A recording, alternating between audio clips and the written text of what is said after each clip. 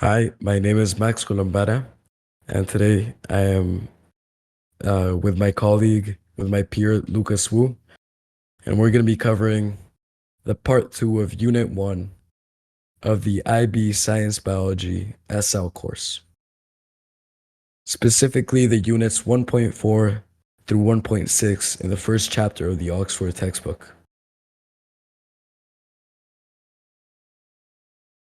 Within the units covered in this chapter that we're going to be seeing in this video, we're going to be covering 1.4, membrane transport, 1.5, the origin of cells, and finally 1.6, cell division.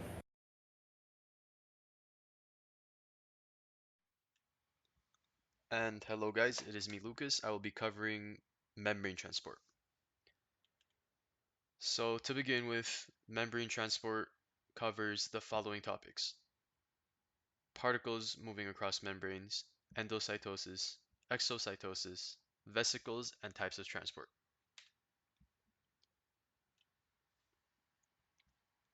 To begin with, let's start with endocytosis.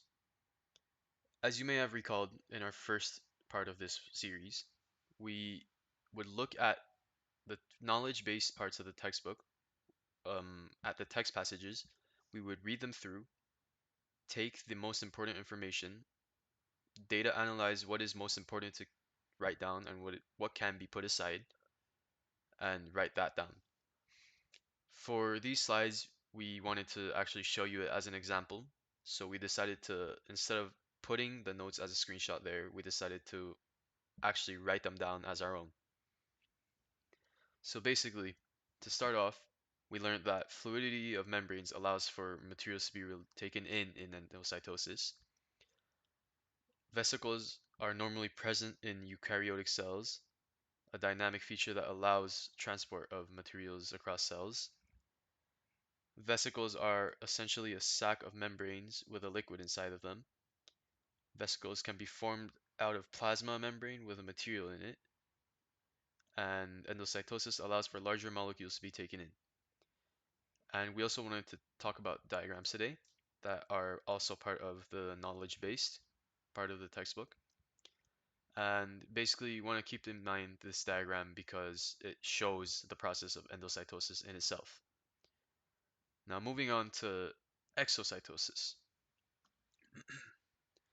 So, inside of exocytosis, as you can tell by the endo-exo relationship, it is basically the opposite of endocytosis, and this diagram also shows it.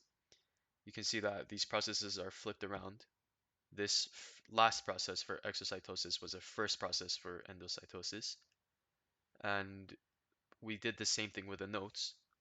So we basically found out that fluidity of membranes allows for materials to be released by exocytosis, while for endocytosis we had found that it allowed it to be taken in. And we also learned that if a vesicle fuses with a plasma membrane, then the contents inside are taken out of the cell. We also learned that through exocytosis, it allows for larger molecules to be released, specifically waste products. Now moving on to vesicles themselves. So as you can see, we decided to include, again, the knowledge-based information and actually put our methods of learning and information intake into the works and basically show you guys as an example how we did this when we covered this unit back in the first semester. So basically we learned that vesicles move materials in cells, and again you can see it is the subheading of this passage.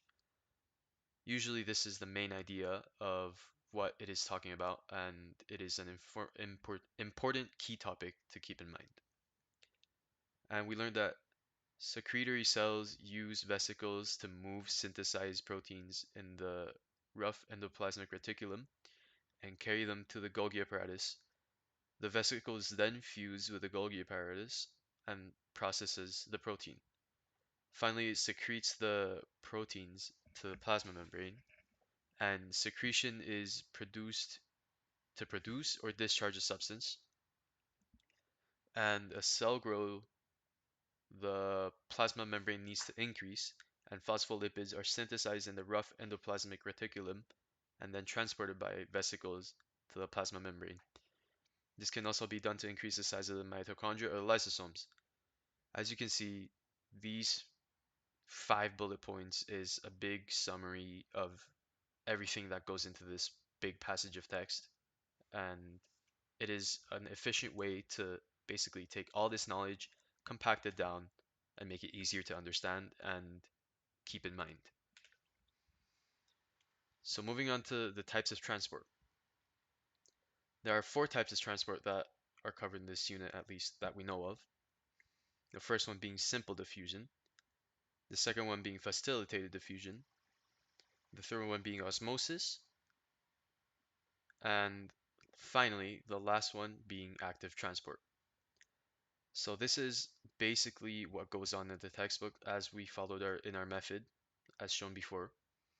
It is compacting the information that we take. As you can see, it is bullet points that compare all of these in a way, and this really helps a lot because it makes it easier for you to see the differences, differentiate the types of transport, and basically make each one unique to their own aspects. For example, you can see that active transport is the type of transport that requires ATP and it is not diffusion. You can see that facilitated diffusion is facilitated because there is still a net movement from higher to lower concentration gradients. And simple diffusion is based on the size of the particle or of permeability of the membrane, while osmosis is movement across water. As you can see, there is also more information about that, but we'll let you guys cover that as practice and to see if you guys can follow on with the efficiency that we are covering with. Now moving on with the following, which is the diagrams of these. These are diagrams that you can find online. They may or may not appear in the textbook, and basically this also helps you understand the types of diffusion. It shows the model of a membrane and how the diffusion goes through it. You can see the difference between facilitated diffusion and active transport. It includes ATP here while there's no ATP here, and it shows in osmosis how it goes through water inside of its transport. Now moving on, we're going to talk about the origin of cells, and I'm now going to pass it on to Max. Okay. So back with me, we're gonna be covering origin of cells 1.5.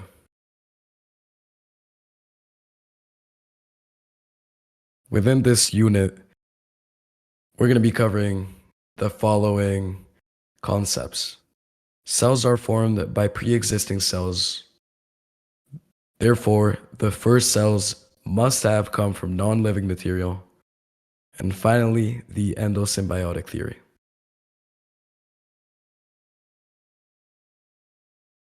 When it comes to the first concept, cell division is key. This is specifically talked about in the next unit, which Lucas is going to cover 1.6. But this is just a brief summary of it. Cells can only be produced from cell division, where cells divide into two.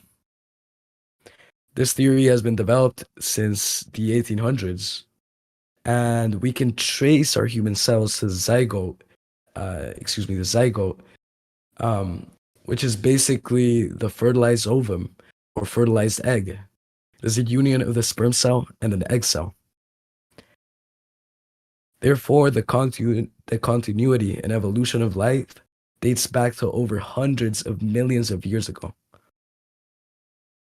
This is an interesting fact, but to this date, there's still the challenge of creating an artificial cell. And it is a challenge that humanity is yet to overcome. All these theories have been put to the test with the spontaneous generation and the origin of cells. As we can see in the textbook, this green part establishes that the verifying of the general principles that underlie the natural world, it's a principle that cells only come from pre-existing cells, needs to be verified. And this verification comes from Pasteur's experiments, which now we're going to cover. Okay. About Pasteur. Louis Pasteur was the first to prove that spontaneous generation of cells in organisms does not occur or does not happen, at least in Earth. This was underlined here because it was the most important key point that overall digests this part of the textbook. When we look at his experimentation, we can see that he had two main experiments. In one of them, he made a nutrient broth in a sealed flask. The broth remained unchanged and no organisms such as bacteria appeared. Because it was sealed, this meant that no organisms outside of the proper flask could have entered. Therefore, no spontaneous generation of organisms or cells happened inside of the broth. We can see this in the figure 3 of the textbook, towards the right, where we can see a drawing of his swan-necked flasks. The other most famous experiment would involve the boiling of one of the sealed flasks, while the other remained unboiled. No spontaneous generation happened in the boiled one, while in the unboiled one, organisms appeared and eventually decomposed the broth. The conclusions that we can subtract from these experiments is that spontaneous generation of cells or organisms simply does not happen on Earth.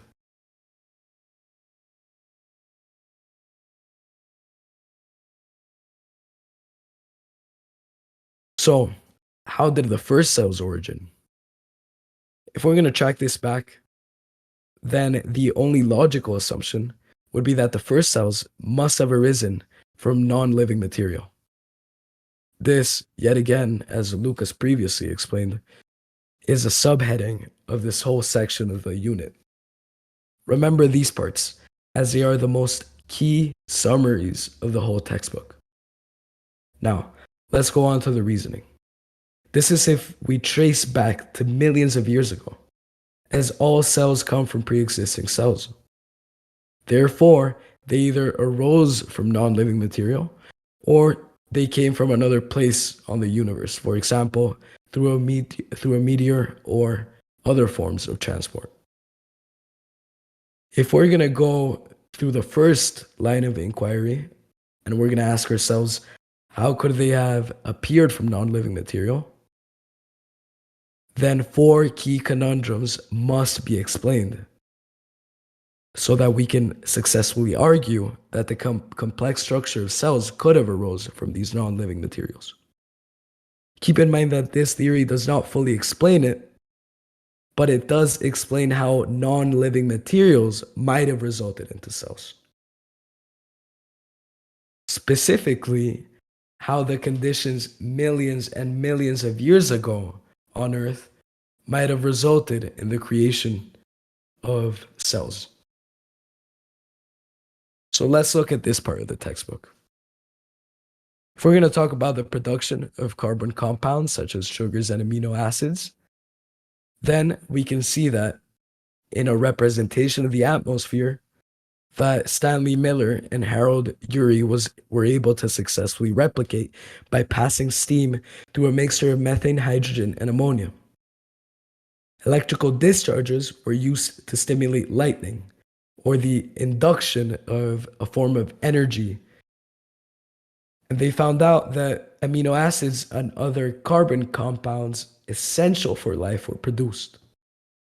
Therefore, the energy through lightning and the components of the atmosphere millions of years ago were sufficient enough to create key components for living matter. When it comes to carbon compounds and polymers, we can explain this or see a context where this could have ended up with living material from non-living material in the following origin site: deep sea vents in the cracks of the Earth's surface. These are characterized by gushing hot water, which would be the source of energy, and the chemical compounds represented are readily accessible in these supplies of energy, specifically carbon compounds. And these carbon compounds, under that heat, would eventually move on to become polymers. Polymers are going to be covered in the next chapter, in the second chapter of the Oxford textbook. But essentially, they're a key part of the foundation of multicellular organisms.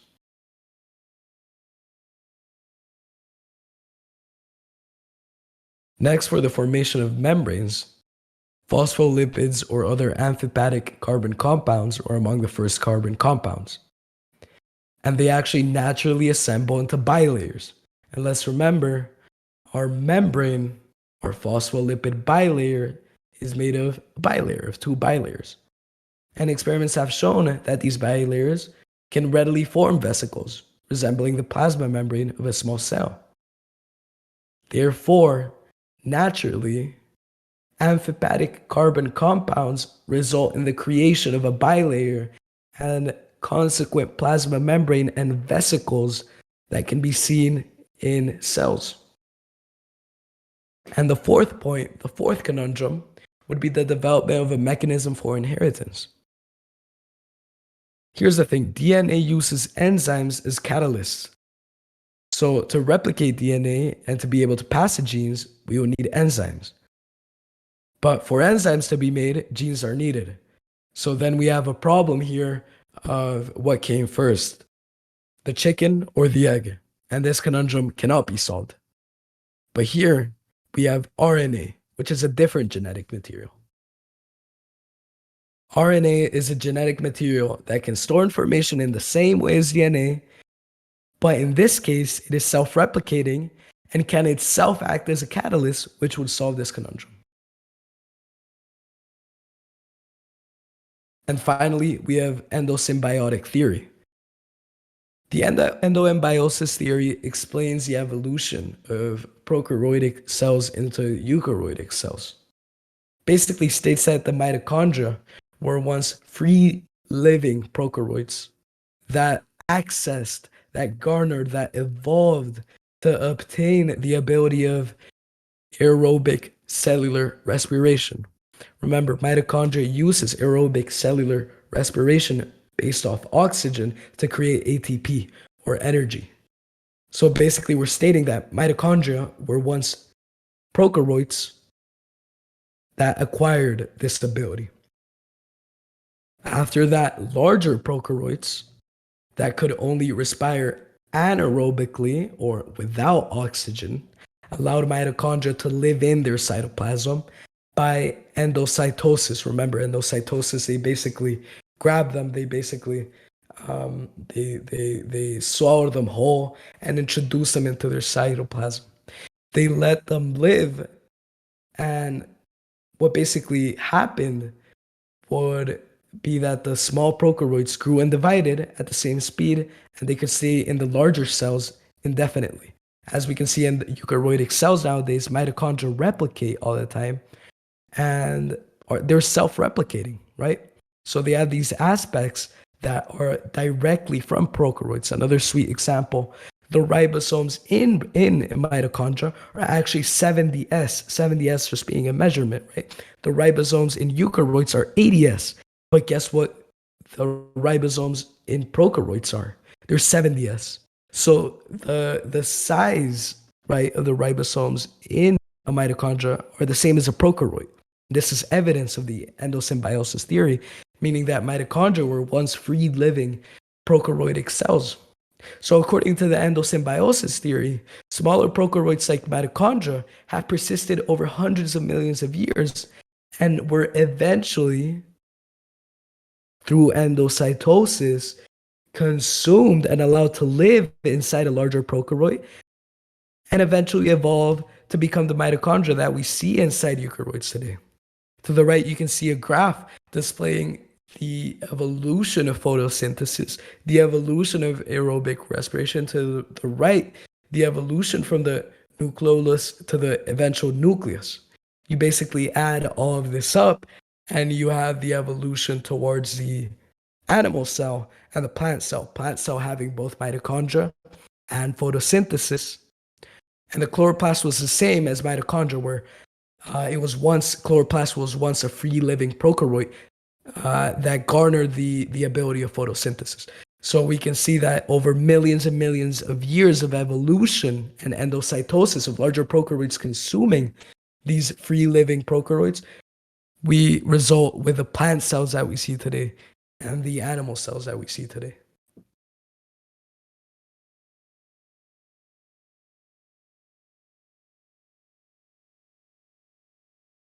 Now back to And back to explain cell division. This unit of the chapter covers the role of mitosis, supercoiling of chromosomes, cell cycle phases, the mitotic index, and cytokinesis.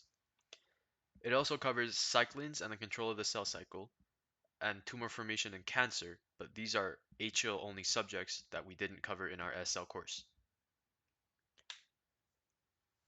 So, to start off, let's talk about the role of mitosis.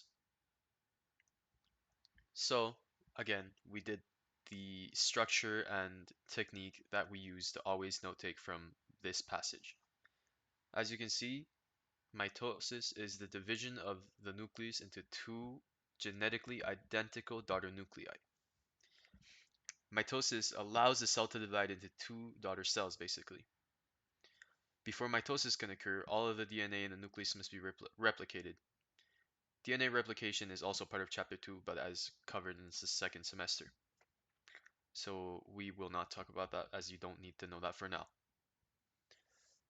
Interphase is the period before mitosis, and it is where each chromosome is converted from a single DNA molecule into two called chromatids. One of the chromatids passes to each of the daughter nucleuses, or nuclei, and mitosis is involved whenever identical nuclei are required in eukaryotic cells. Mitosis is a continuous process, but it is divided into four phases. As you can see, this is a few bullet points of this big text compressed down for better understanding.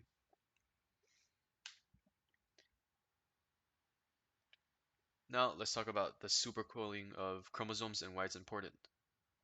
So first of all, it occurs in mitosis, and what it does is it condenses chromosomes.